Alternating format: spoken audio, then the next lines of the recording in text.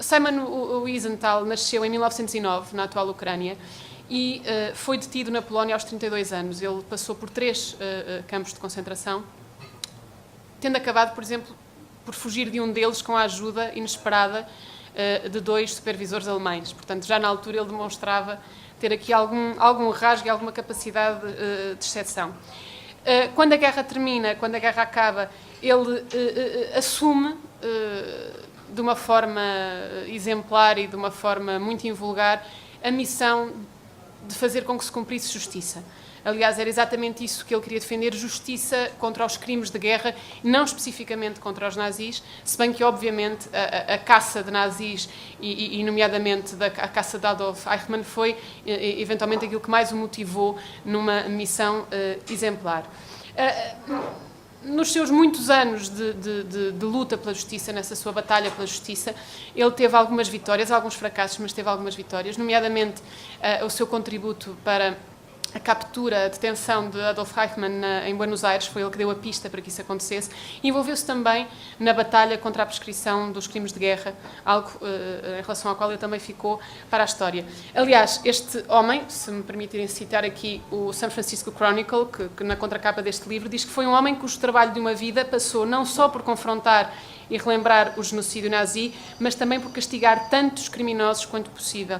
Este lado justiceiro é de tal forma avassalador na personalidade e na vida de Simon Wiesenthal, que a própria mulher diz, e é citada neste livro, que ela não estava casada com um homem, mas sim com milhares ou talvez milhões de mortos, porque ele os carregava diariamente em tudo aquilo que fazia. Em Portugal, que eu saiba, não há nenhum livro dele traduzido.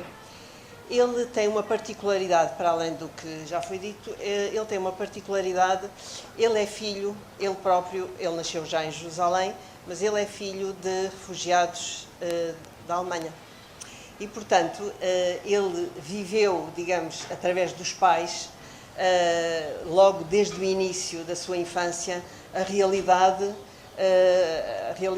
digamos, não digo do Holocausto, porque os pais vieram nos anos 30, ele nasce em 1945, o Tom Segev, mas obviamente que viveu essa realidade e depois, curiosamente, ele é jornalista e correspondente na altura do maior jornal em Israel, que era o Maariv. Ele é correspondente na Alemanha durante alguns anos. E é nessa estadia também na Alemanha, para além de toda a sua infância com os pais, que ele, de facto, toma mais conhecimento, sobretudo, como é que a Alemanha vivia a memória do Holocausto, portanto, no pós-guerra, enfim, uns anos depois, não é? Portanto, Tom Segev é um historiador, é um jornalista também. Tem uma coluna no principal jornal hoje em Israel, que é o Haaretz, que é um jornal de centro-esquerda. É um homem, por vezes, incómodo. Ele próprio confronta, muitas vezes, a sociedade israelita com a questão do Holocausto. Portanto, eu digo isto porque é importante não só o que se escreve, mas também quem escreve. E, neste caso, é, de facto, um intelectual, um historiador extremamente sério, rigoroso, e ao mesmo tempo escreve de uma forma, como foi dito, de forma muito clara, e é um gosto, de facto, lê-lo. Não só este livro, mas muitos outros que ele tem escrito. Portanto, não vou falar muito sobre a vida de Simon Wiesenthal, já foi falado, mas gostava de realçar alguns aspectos que a Liliana focou. Portanto, ele nasce em 1909, como foi dito, numa aldeia, Buchac. Buchac é uma aldeia da Galícia Oriental, aliás, de onde são originários também o meu pai e o meu avô, portanto, o lado paterno da minha família. E ele vai banhar, e isso vai marcá-lo para sempre, e eu acho que é importante referir isso. Ele vai banhar desde a infância naquele judaísmo da Europa Oriental, que era totalmente diferente do judaísmo da Europa Ocidental, em que os judeus estavam muito mais integrados, muito mais assimilados na Europa Ocidental, portanto, nomeadamente em França ou na Alemanha mesmo, etc. E nessa época, não é, quando ele nasce. E, contrariamente a isso, portanto, o judaísmo da Europa Oriental, e nomeadamente da Ucrânia, da Galícia, da Polónia, da Rússia, sobretudo fora das cidades, é um judaísmo muito rico, com uma vida espiritual muito rica, com uma vida cultural, um teatro belíssimo, uma literatura fantástica e sobretudo com a língua. Portanto, ele é alfabetizado e ele bebe o Yiddish, que é a língua dos judeus da Europa Oriental, é a língua dele e será, aliás, ele dirá mais tarde, quando diz que é um refugiado, ele diz, um refugiado é aquele que perdeu tudo, menos o sotaque, porque ele vai guardar, de facto, o sotaque Yiddish, que é uma mistura, o Yiddish é uma mistura de alemão e depois, depende dos sítios onde se está, mas neste caso concreto com a mistura de polaco ou ucraniano. E, portanto, essa é a grande influência da vida dele, a primeira grande influência da vida dele, e que ele vai guardar até ao fim esse sentimento judaico profundo, mas de um judaísmo, de facto, muito rico, mas, de certa maneira, marginal à sociedade onde se vivia, como se vivia em geral na Polónia, na Ucrânia e na Rússia, sobretudo fora dos meios urbanos. Portanto, só aos 24 anos é que ele, de facto, vai para uma cidade maior, Lviv, aliás, como se diz em ucraniano. Eles não gostam muito ou Lemberg, como os alemães deram à palavra, ao nome da cidade quando a ocuparam, que, aliás, os ucranianos nem sequer querem ouvir falar do nome Lemberg. Mas, portanto, ele vai para essa cidade, aí ele toma contacto com uma realidade que é a realidade do antissemitismo. Ele conta, aliás, o Tom Segev conta que ele diz que, por exemplo, que os professores e os estudantes da universidade onde ele estava, portanto, tinham uma tradição que era um dia por ano sem judeus. Ou seja, um dia por ano os judeus eram proibidos de entrar na faculdade. E como por acaso calhava quase sempre em épocas dos exames. Portanto, e isso vai ficar também, esse contacto ainda jovem com o antissemitismo, que ainda não é a ocupação nazi, não é? Portanto, é anterior, é nos anos 30. Aí em Lvov ele vai, de facto, ele casa e ele e a mulher Sila acalentam o sonho de irem para a que era então ainda a Palestina, ainda não era o Estado de Israel, e ele milita, os dois, aliás, militam ativamente, são militantes sionistas muito ativos, mas de facto eles não vão para lá, e não vão para lá porque com muitos judeus e com muitas pessoas na altura, não se entendia ainda, apesar de já se estar nos anos 30, não se entendia ainda a verdadeira natureza do nazismo. Não se podia prever, como eu nunca me esqueço de uma frase de uma sobrevivente do Holocausto que dizia: nós esperávamos o pior, mas não o impossível. E, de facto, o impossível aconteceu, não é?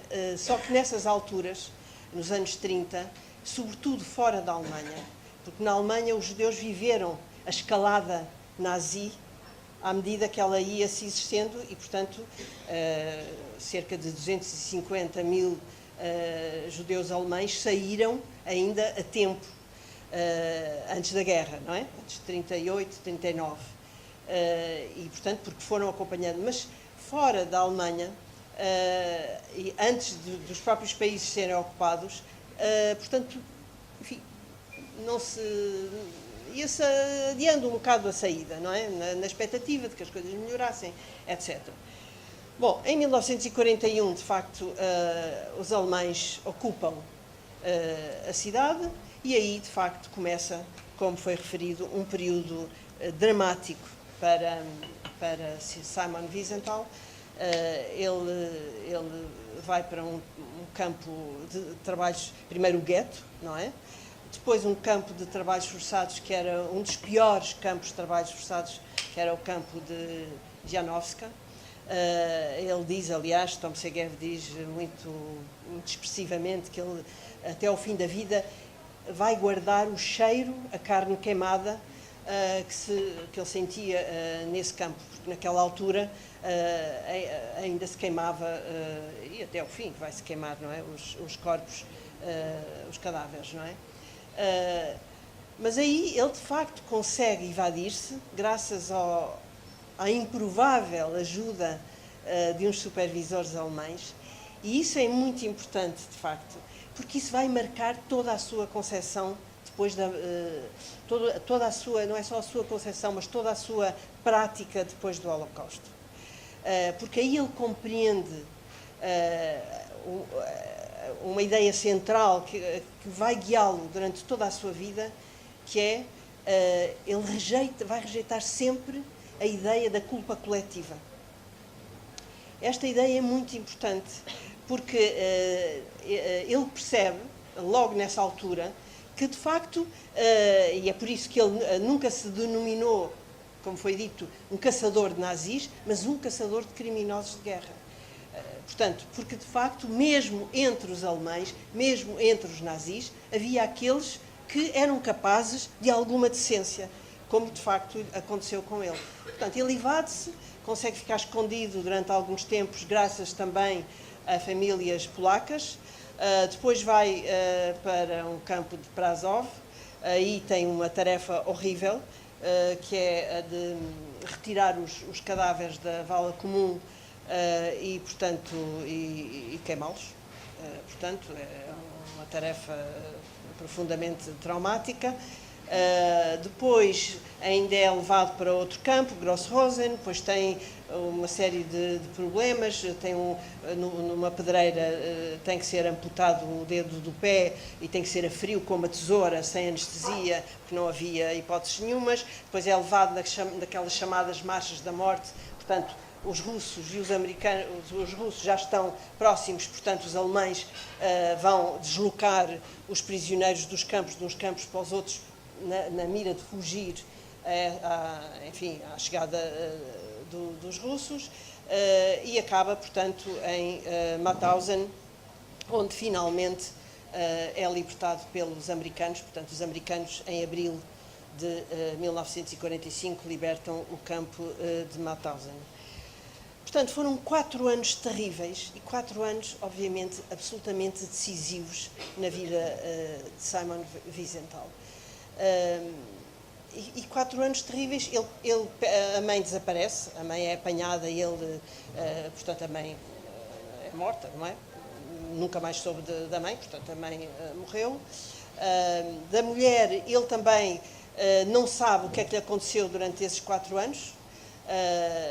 A mulher é ajudada a esconder-se em Varsóvia, ele não sabe o destino dela. Vão acabar por se encontrar no final da guerra, mas, portanto, durante esses 4 anos ele não sabe. Portanto, é um homem que sofreu fisicamente, psicologicamente, muitíssimo. Ele, ao fim da guerra, ele tem 1,80 m e pesa 44 kg, portanto, é um esqueleto. E este homem acaba a guerra e tem a força tremenda que é de ficar. Ele não vai, como a maioria dos sobreviventes, não voltam às suas terras. Ou, quando voltam, são tão rejeitados e tão hostilizados que acabam logo por se ir embora. Simon Wiesenthal decide ficar no coração da Europa, uma Europa que nada fez e que não reconhecia ainda toda a questão do Holocausto, e, sobretudo, resolve ficar na terra de Hitler, que é a Áustria. Ele vai para Viena, ele não vai logo para Viena, mas depois acaba por se instalar em Viena, e em Viena ele vai perseguir, durante toda a sua vida, vai procurar descobrir o máximo de criminosos de guerra. Agora, porquê é que ele fica quando a maioria dos sobreviventes não queria sequer, não queria muito falar sobre isso. Havia quem quisesse falar, mas a maioria provavelmente não queria, porque precisava de construir uma vida nova. Portanto, naturalmente, ele tinha muito boas relações com Israel. Aliás, enfim, o que será depois o Estado de Israel. Ele terá mais tarde até também a cidadania israelita. E, no fundo, as pessoas perguntavam-lhe: mas porquê é que ficas? Porquê é que não vais para Israel? Constróis a tua vida de novo? Tens a tua mulher, encontraste a tua mulher, podem ter filhos, sei lá, podem construir uma vida e esquecer tudo isso, todo o sofrimento. Ele dizia: eu não vou para Israel porque lá não há nem nazis, nem antissemitas. Ou seja, ele queria ficar porque ele queria confrontar a Áustria, a Alemanha, a Europa com a realidade do Holocausto. Ele sentia que devia isso aos que não sobreviveram e também aos que sobreviveram. Ele devia isso, ele sentia-se na obrigação. E também o Tom Segev, o historiador, também tem enfim, é uma opinião que ele tem, mas que eu penso que tem razão de ser. Ele acha que, no fundo, Simon Wiesenthal se sentia, de certa maneira, culpado por ter sobrevivido. E sabem que isto é uma coisa muito comum aos sobreviventes, sobretudo aos sobreviventes que perderam familiares durante a guerra. Porquê eu? Porquê é que eu sobrevivi? Porquê é que eu sobrevivi? A minha mãe, o meu filho, os meus familiares. E Tom Segev tem um bocado essa ideia que, provavelmente, esse comprometimento até o final da sua vida em fazer justiça, não em fazer vingança, mas em fazer justiça, é, de certa maneira, talvez algum sentimento de culpabilidade, uma vontade de resgatar a memória dessas pessoas, não deixar que elas morressem uma segunda vez na memória da humanidade.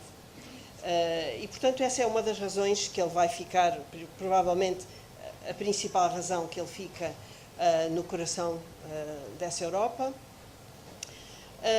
E ele vai perseguir, de facto, até ao final da sua vida. Ele morre com 96 anos, em 2005, se não me engano, e ele vai até ao fim perseguir. Ele teve, ele diz, a grande paixão da minha vida é capturar o Eichmann. E ele começa logo a seguir à guerra. Ele só vai conseguir todas as indicações a Israel, portanto, à Mossad, em 1961, em 60, nos anos, portanto, em 1960, mas ele, de facto, consegue, aí é uma grande vitória. Uma outra grande vitória também é apanhar o chamado carniceiro Treblinka, Franz Stangl, que era Treblinka, como se sabe, foi um dos piores campos de extermínio, não de concentração, só pura e simplesmente de extermínio. Portanto, isso ele consegue também. E depois teve grandes derrotas, como, por exemplo, ele não conseguiu apanhar o Dr. Mengele. O Dr. Mengele é o médico, aquele médico, de facto, que fazia experiências tremendas nos campos de extermínio, nomeadamente em Auschwitz, com gêmeos, com crianças, com mulheres grávidas, com homens e mulheres, enfim, todo tipo de pessoas. Isso ele não conseguiu. Apenas à parte, para se perceber também um bocado o papel que os médicos tiveram e que a intelectualidade teve no Holocausto foi desmesurada.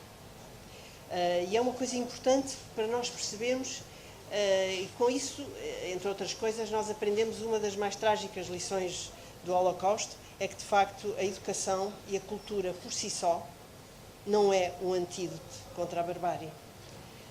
Por exemplo, na Conferência de Wannsee, que é uma conferência em janeiro de 1942, em que se decidem as modalidades do extermínio, participaram 15 altos funcionários nazis. Desses 15, 8 tinham doutoramentos.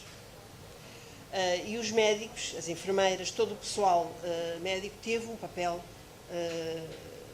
muito, muito importante no Holocausto. Isto faz-nos refletir, penso que é uma reflexão que também temos que fazer, ou seja, não eram selvagens, quer dizer, acabaram por ser, mas pronto, isto era à parte. Eu apenas queria dizer mais outra coisa, antes de acabar. Há uma outra questão que penso que é muito importante. Eu já falei sobre a questão da culpa coletiva, penso que isso foi uma coisa muito importante. Outra questão também foi o facto de ele ter percebido logo, muito cedo, devido à sua experiência e ao convívio que teve com outras etnias, nomeadamente com os ciganos, que também foram vítimas do Holocausto, e muito cedo ele percebeu que a questão do Holocausto não era uma questão judaica ou alemã-judaica, mas era uma questão que dizia respeito a toda a humanidade. Ele desde sempre, desde o princípio, tem essa visão em relação ao Holocausto. E isso vai marcar também toda a sua ação ao longo dos anos, em contraste, muitas vezes, com muita gente que dizia, porque de facto 90% ou mais das vítimas do Holocausto são de facto judias. Mas isso, por um lado, nem apaga o facto das outras também terem sido, e nem apaga, sobretudo, o facto de que o Holocausto é um problema não só cujas principais vítimas são os judeus, mas é uma questão que põe em causa todos os valores pelos quais se rege toda a humanidade. E, portanto, é de facto um problema de toda a humanidade, e isso ele compreendeu perfeitamente. Eu acho que uma das grandes vantagens desta biografia é toda a contextualização que o autor faz da figura do Simon Wiesenthal. Este é um livro que está muito longe de ser um amontoado de dados, aliás, como acontece com todas as boas biografias, mas aqui era de facto preciso alguém que cozesse muito bem tudo aquilo que fazia parte daquele espólio imenso de 300 mil documentos, muitos deles que se contradiziam entre si, como aliás ele explica na introdução. E ele faz um trabalho muito honesto, porque não é apologético, não é apenas um elogio à figura que está a tentar biografar, mas é um trabalho crítico. É crítico porque justamente esse homem de quem se fala tinha muitas facetas, tinha muitas caras, não contava as histórias da mesma maneira, era preciso validá-las, era preciso ir à procura de saber qual dos seus relatos era o verídico. E até porque o Wiesenthal, ao falar de si próprio, raramente fugia a um ou dois episódios fixos e que pouco ou nada o davam a conhecer. Portanto, o Tom Segev teve aqui um trabalho, eu pelo menos como jornalista acho que foi absolutamente impressionante. E uma das coisas de facto que a mim mais me chamou a atenção, e a Esther referiu isso, foi o facto de o livro dissecar a anatomia desse pós-guerra, que era extremamente contraditório e extremamente hostil aos judeus, e ele fica de facto no coração do antissemitismo que ainda estava vivo, não é? Que ainda existia, e escolhe viver na Áustria, aliás, escolhe viver em Linz, que era a terra favorita do Hitler e onde cresceu o Eichmann. E ele dizia mesmo, ele disse, como alguém que nasceu na antiga Áustria, não só andei na escola primária em Viena, como o meu pai pereceu como soldado austríaco. Não me sinto um estranho neste país. Ele disse isto muito claramente. Claro que a opção por ali viver era bastante estranha, na mesma, mesmo quando se mudou para Viena, porque a Áustria, por causa do antissemitismo, de que o livro dá N exemplos, não é? Documenta, por exemplo, ele fala de um autocarro em que o Wiesenthal foi impedido de entrar pelo condutor em 46, porque estavam fartos de estrangeiros, um monumento que Linz erigiu a um humorista que tinha organizado um espetáculo antissemita no regime nazi, o facto de na Áustria o local de nascimento de Hitler ser ser na época considerado um local de atração turística, coisas assim. Ou, por exemplo, um episódio muito dramático em que Sila Wiesenthal inscreveu Paulinka, que era a filha de ambos, numa escola, e ouviu o diretor dizer, e eu a pensar que já tinham matado todos os judeus. Isto era de facto um meio muito hostil, e foi nesta hostilidade, esta era a Áustria onde a família Wiesenthal ficou para viver. Mas o Wiesenthal tinha isso realmente que o distinguia, que o tal confronto que lhe era necessário, se calhar, a sua própria sobrevivência, não é? De extirpar o veneno nazi do país que ele considerava seu, que era a Áustria. E uma das coisas que me impressionou é a forma como o Tom Segev diz muito claramente que, ao contrário dos alemães, os austríacos não reconheciam qualquer culpa e alimentavam a ideia de que tinham sido vítimas também da ocupação nazi. Não, por exemplo, considerando o facto de centenas de milhares de austríacos terem pertencido às fileiras das SS, por exemplo. Era uma sociedade que integrou os nazis sem grande dificuldade, que lhes deu cargos de poder, destaque na vida política, sem qualquer tipo de censura social ou moral, como se nada tivesse acontecido. E pronto, e obviamente tudo isto representava uma grande dificuldade para alguém como o Wiesenthal, porque era muito difícil levar os nazis à justiça, não é? A dado momento o Tom Segev diz: a Áustria e a Alemanha abriram cerca de 250.000 de processos contra suspeitos, mas só 10% evoluíram para acusações e menos de metade acabariam em condenações. A grande maioria dos condenados recebeu penas de prisão curtas, várias dezenas de penas de morte, na maioria nunca executadas, algumas penas perpétuas perderam-se no mar de casos encerrados, absolvições, comutação e perdão de penas. Ele presenciou, ele viveu casos, o caso Stangl, ele era um dos criminosos mais procurados e estava registado no consulado austríaco do Brasil, não é?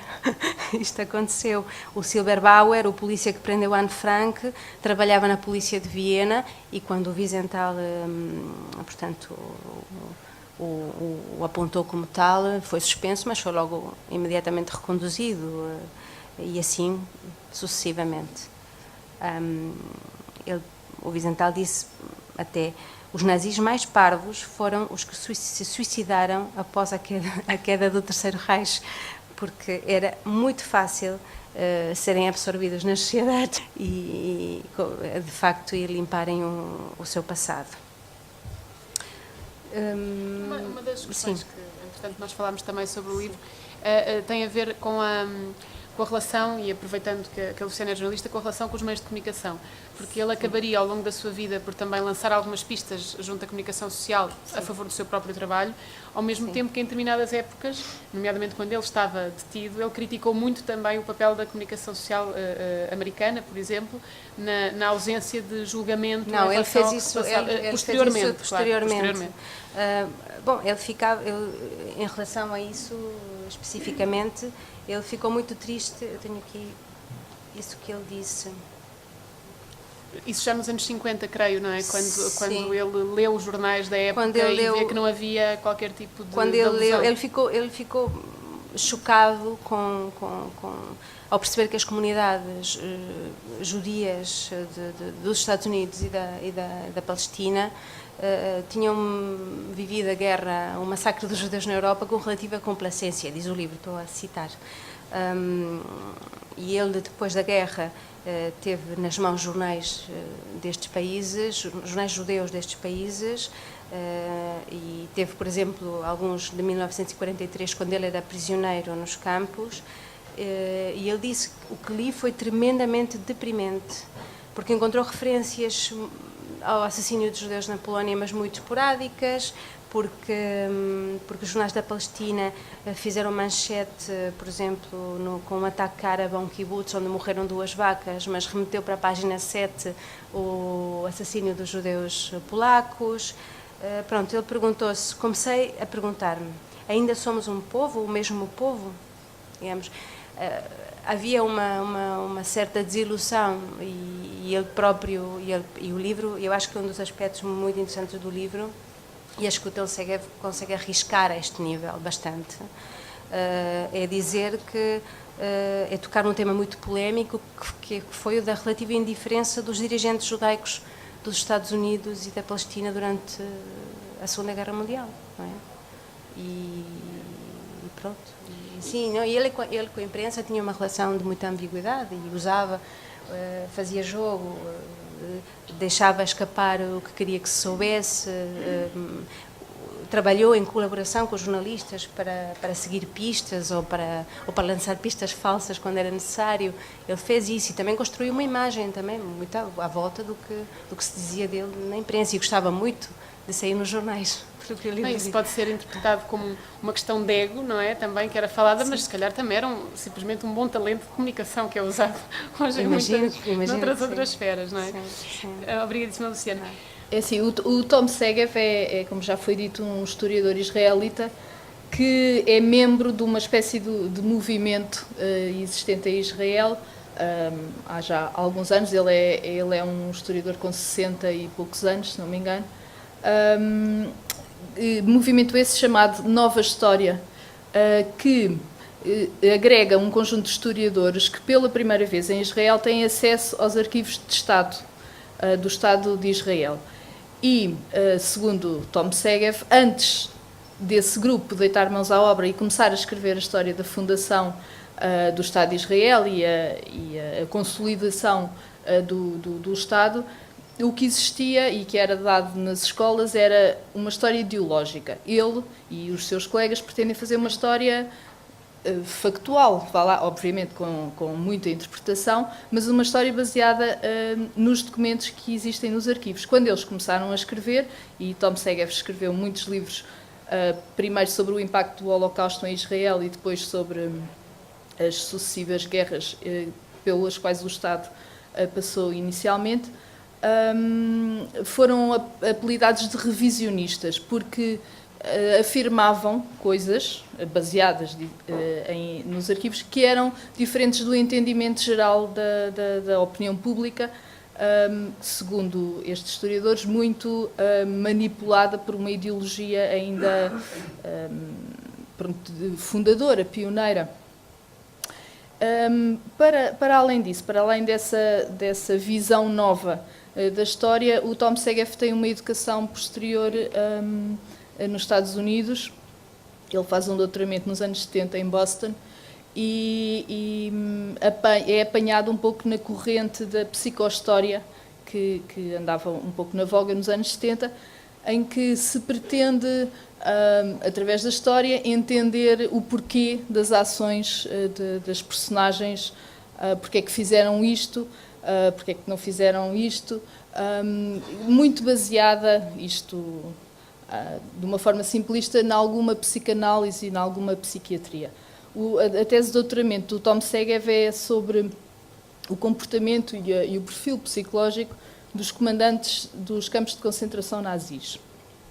Ora, passado muitos anos, passado quase 30 ou 40 anos, ele resolve aplicar novamente a psicohistória a uma só personagem, ao Simone Wiesenthal. E porquê é que ele escolheu o Simone Wiesenthal? Depois de se ler o livro, acho que percebemos porque é que ele o escolheu, porque é uma personagem incrivelmente contraditória, mentirosa, segundo os seus detratores, muitos dos quais judeus, uma pessoa que distingue pouco a realidade da fantasia, segundo o próprio Tom-Segev, mas uma pessoa em permanente conflito entre na forma como geria a sua história e como geria depois a informação que tinha, como a Luciana disse. Muitas vezes ele tinha informação sobre criminosos nazis que pretendia passar para a imprensa e convocava conferências de imprensa e lançava essas pistas. Outras vezes não tinha qualquer informação, mas lançava pistas na mesma só para despertar a consciência e a memória da existência ainda desses criminosos à solta.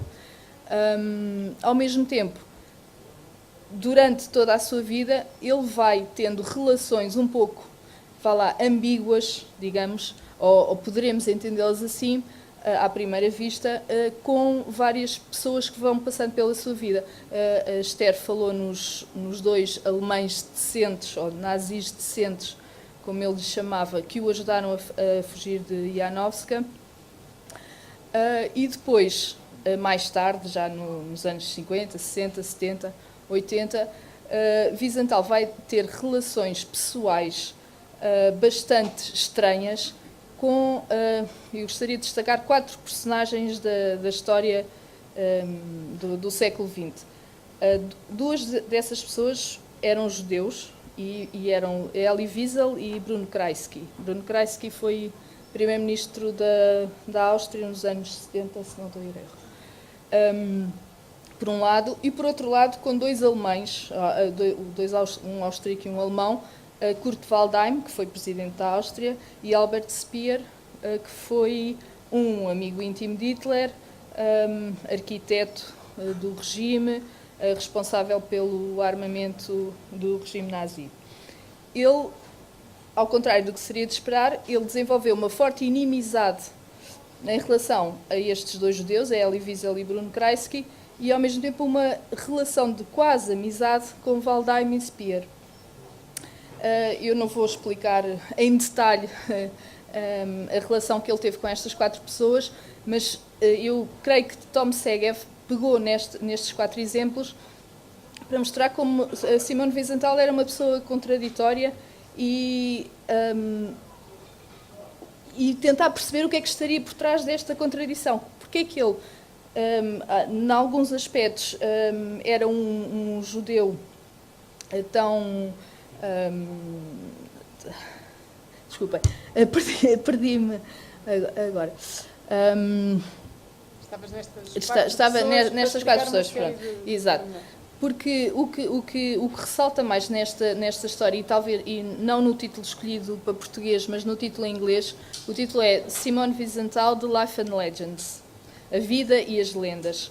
E Tom Segev, ao analisar os 300.000 documentos que encontrou no arquivo pessoal de Wiesenthal, descobriu, primeiro, que havia muitos documentos pessoais, a maioria dos documentos eram pessoais, que nunca tinham sido trazidos à luz do dia pelo Simone Wiesenthal em vida. E quando os começou a ler, começou a descobrir coisas absolutamente desconhecidas sobre Wiesenthal, e achou que era necessário, ao mesmo tempo que devia mostrar aquelas que já eram conhecidas, mostrar estas contradições, estas incertezas da sua vida. Por outro lado, descobriu também que, a par de um relato, às vezes muito detalhado, da vida de Wiesenthal em 4 ou 5 campos de concentração e de extermínio, havia outros relatos do próprio Wiesenthal que dizia que tinha estado em 7, 9, 11 campos de concentração, dos quais não havia tantas provas como os relatos que o diziam presente em 5 campos. Ora, o Tom Segev tentou destrinçar o que era verdade e o que era fantasia, vá lá, não mentira, mas fantasia, nestes relatos.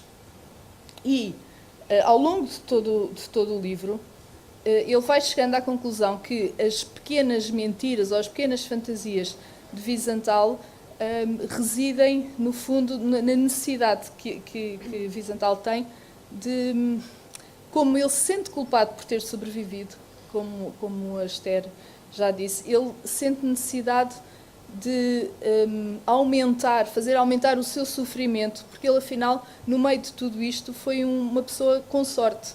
Não só sobreviveu, como reencontrou a mulher que tinha perdido e conseguiu continuar a viver e, com sucesso, apesar de toda a hostilidade, conseguiu ser uma pessoa conhecida e bem recebida e, no fim da vida, reconhecida em todo o mundo como um caçador de nazis. Ora, o facto de ele sentir esta culpa, falo, por um lado, criar esta espécie de mitologia à volta do seu sofrimento, e, por outro lado, ele crê que isto é instrumental em fazer passar a mensagem de que o sofrimento dele, ou de quem pereceu no Holocausto é incomensurável e que não pode ser repetido. Ele usa toda esta informação, alguma dela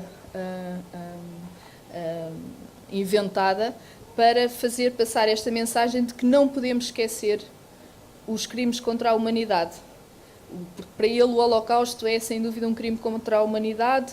Ele fala, obviamente, que é o genocídio dos judeus, mas também de outros grupos marginais à sociedade alemã e austríaca, como os ciganos, os homossexuais, os deficientes, as testemunhas de Jeová. E compara, e isto foi muito criticado na altura que o fez, compara o genocídio de judeus aos genocídios no Ruanda, no Camboja, compara mesmo, ele a certa altura compara aquela imagem que há de um menino no gueto de Varsóvia de mãos no ar com uma criança a morrer à fome ou a fugir da guerra no Camboja. Isto, por exemplo, a Elie Wiesel, com quem ele manteve esta acesa polémica e inimizade, isto era uma coisa sacrílega, não se podia comparar os dois acontecimentos. Porque para Elie Wiesel o Holocausto era um crime contra judeus, não era um crime contra a humanidade. O que Tom Segev quer salientar é o humanismo transracial, étnico, político de Wiesenthal, que não estava apenas presente nessa sua ideia de que o Holocausto era um crime contra a humanidade, como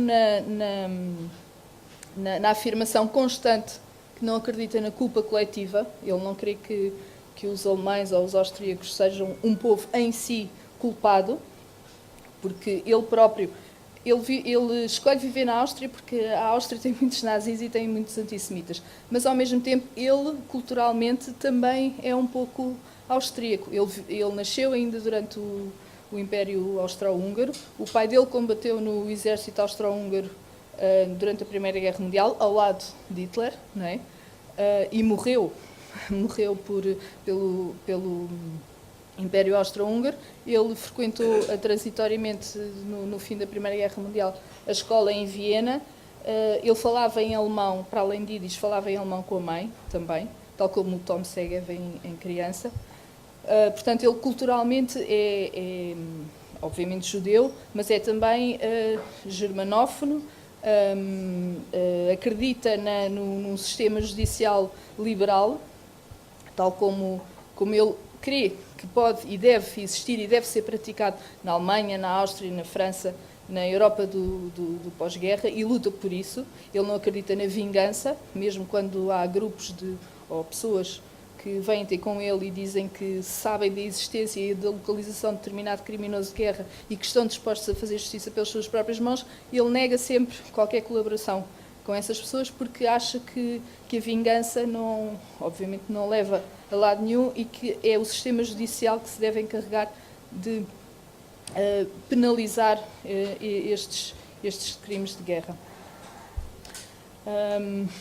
O Tom Segev diz mesmo que Wiesenthal é tão complexo, é uma pessoa tão contraditória, com tantas nuances e tantas tonalidades na sua personalidade, que é uma pessoa que tem 4 círculos de personalidade. É judeu, depois é um grande patriota austríaco, porque ele quer extirpar a Áustria do nazismo para tornar a Áustria um país melhor. Ele gosta da Áustria ao mesmo tempo.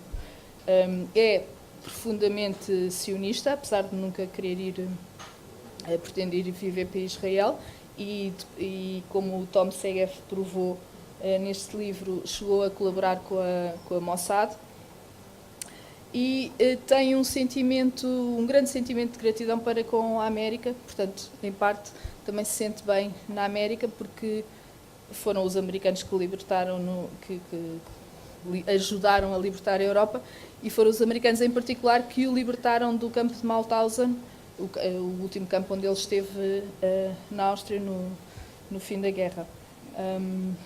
Onde ele diz, aliás, ter visto a mais bonita bandeira, que era o cruzamento do branco e do azul. Não é? E deixa ali qualquer coisa. E numa entrevista que o Tom Segev deu a um historiador da Universidade de Berkeley, pouco depois do livro ter saído, ele diz que o livro, mais do que este livro, que eu acho que devem ler e do qual não vou contar mais pormenores, ou nenhum pormenor, na verdade, é um livro acerca do significado da sobrevivência e coisa muito grata a Tom Segev, sobre a psicologia do sobrevivente. Para ele, o Simon Wiesenthal é o sobrevivente, com um S grande, que carrega a culpa dessa sobrevivência. Em primeiro lugar, eu tenho algum... Eu não concordo com tudo o que o Tom Segev escreve, mas não tenho que concordar, porque o que eu acho interessante é precisamente o facto de haver essa polémica. Mas eu acho que a interpretação que a Marta fez, eu tenho alguma dúvida. Por exemplo, não acho nada natural não acho que seria natural que, por exemplo, o Simon Wiesenthal fosse mais amigo do Kreisky ou do Elie Wiesel por serem judeus.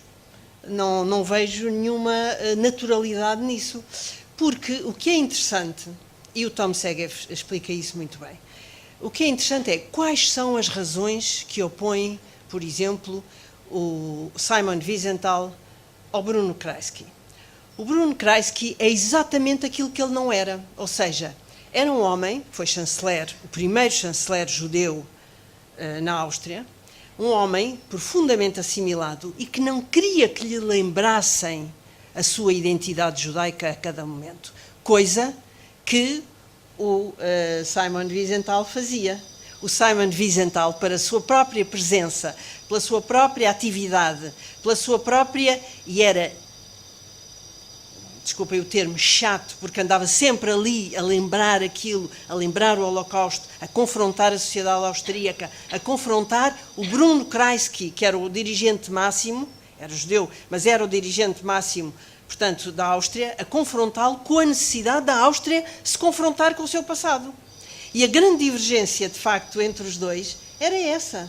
Portanto, não era nada natural que ele tivesse mais afinidade com ele do que, de facto, com outro que não fosse judeu. Ou seja, as afinidades entre judeus, está bem, há uma certa afinidade, são correligionários, não é?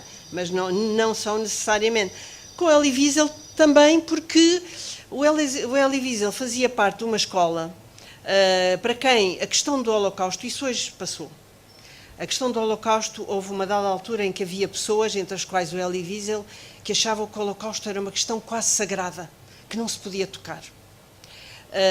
E o Simon Wiesenthal não partilhava dessa visão e dessa opinião. E de facto, e aliás, eu vou dizer uma coisa, se o Simon Wiesenthal tivesse vivido nos Estados Unidos, ele teria o prémio Nobel e não seria o Elie Wiesel. Tenho quase, quer dizer, isto é no domínio da especulação, não é? Mas eu tenho quase a certeza disso. Mas enfim, não foi o que aconteceu e também não é muito importante isso. Só mais uma questão também, a indiferença dos judeus. De facto, houve indiferença do mundo e houve, eu não direi indiferença, mas houve alguma... aliás, não se pode generalizar, porque a reação dos dirigentes judaicos na Palestina foi completamente diferente e por razões diferentes da reação dos dirigentes judaicos americanos. Eu sei, pela investigação que fiz e até pelos próprios telegramas incessantes a partir de 1943. E é preciso dizer também, e eu acho que o Tom Segev é um bocadinho... Hoje nós sabemos o que é que aconteceu. Nós sabemos o que é que aconteceu. E, portanto, nós dizemos como é que foi possível as pessoas não se mexerem. Mas, na realidade, as pessoas, não só... nomeadamente até 43, 42, sobretudo, não sabiam. Não, as pessoas, até 43, as chancelarias souberam a partir de 42. Mas a grande parte das pessoas não só não sabia, e nessas grandes partes estão também os judeus, Mas, a partir do momento em que começaram a perceber e a saber, inclusivamente um dos dirigentes do Congresso Judaico Mundial sediado em Londres acabou por se suicidar face, de facto, à indiferença, portanto, dos governos, nomeadamente do governo americano e do governo inglês. Mas, quer dizer, as pessoas... Eu, por exemplo, entrevistei uma série de refugiados e de sobreviventes do Holocausto aqui em Portugal, que passaram por aqui, que estiveram cá, alguns que ainda são vivos. E eles diziam, nós ouvíamos aquelas coisas e nós não acreditávamos. A maioria das pessoas não acreditavam, porque era de tal maneira horrendo e de tal maneira ultrapassava o limiar do entendimento humano, que muitos judeus também não acreditavam nisso. E quando começaram a acreditar, de facto, provavelmente, se calhar uns não fizeram nada, mas, por exemplo, eu sei que Salazar, por exemplo, recebeu variedíssimos telegramas de organizações judaicas americanas a pedir, por exemplo, para salvar judeus que estavam em Atenas, para salvar judeus que estavam em Salónica, para salvar judeus que estavam em Amsterdão. Pronto, o que Salazar fez ou não fez, isto é outro debate. Mas, de facto, eu vi esses telegramas. Mas, se me permites, as tecnologias de informação também têm um grande impacto. Na altura, Sim, na altura não havia provavelmente filmagens no YouTube em que toda a gente, de repente, sentia e passava e difundia a informação. Hoje em dia nós já não podemos ignorar os factos da mesma maneira e, se calhar, já nos é pedida uma reação coletiva mais imediata. Não é? Agora, é um facto que os dirigentes israelitas na Palestina, a grande prioridade deles, e eu acho que eles, de facto, durante muito tempo não se aperceberam, a grande prioridade deles era a construção, era trabalhar para a construção de um Estado de Israel. E, portanto, viam as coisas mais sob essa ótica. E é verdade que a sociedade israelita só foi verdadeiramente confrontada com o Holocausto no julgamento Eichmann, em 1961. Porque, de facto, é nessa altura, pela primeira vez na história, que as vítimas têm a palavra. E tudo o que elas ali foram dizer, e aquilo durou semanas e semanas e semanas e semanas, e aquilo foi, de facto, um choque brutal na sociedade israelita. Eu vou dizer, eu sou de uma família judaica, é uma família que sobreviveu ao Holocausto porque veio antes da guerra, e, portanto, mas que era da Ucrânia e de Varsóvia, portanto, do lado materno, mas vieram antes da guerra. E na nossa casa não se falava, havia quase um silêncio sobre essas questões. E eu fui para Israel em 1963 e vivi lá vários anos. E o meu grande choque com o Holocausto foi nos autocarros, quando as pessoas se agarram àquelas alças, não é? Para não caírem, não é? E nos braços via-se inúmeros, ainda em 1963, via-se inúmeros braços com os números marcados. Portanto, estávamos em 1963 e eu nasci numa família que perdeu imensa gente no Holocausto e, de facto, não se confrontava com essa realidade. Mas pronto. Nesse sentido, o papel do Simon Wiesenthal foi seguramente importante para a construção da história, exatamente, não é? para a construção da memória e para confrontar as pessoas com essa memória e, de facto, teve um grande papel. E o Tom Segev, aliás, acaba o livro de uma forma muito bonita, porque ele diz...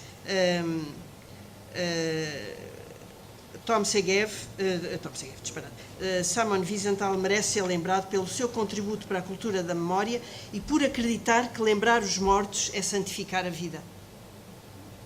É assim que ele acaba e, de facto, é...